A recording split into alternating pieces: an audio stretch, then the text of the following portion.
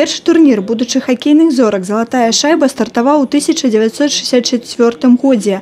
У нашай краіне ён быў адроджаны ў 1997.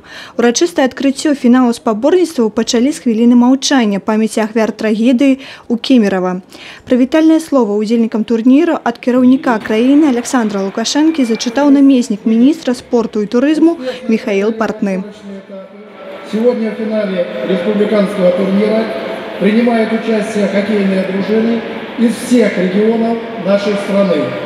Уверен, что на этих соревнованиях вы покажете себя сплоченными командами, нацеленными только на победу.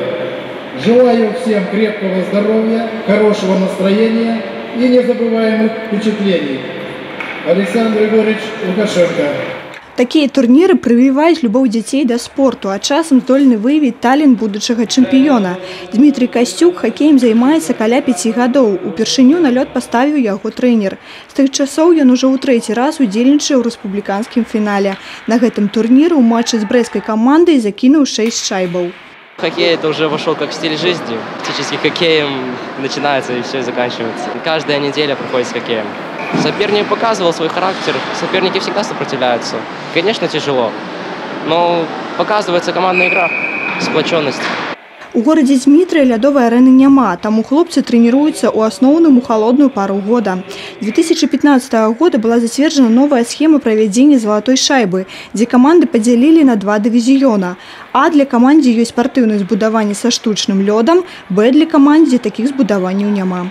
Зимы, видите, какие. Стоим на катке буквально неделю-две, то и месяц. Это максимально. И главная задача, как учителя физкультуры и тренера, чтобы они посвятили жизнь спорту и хоккею, в частности, занимались. И потом после школы многие так и занимаются, где-то в любительских клубах играют.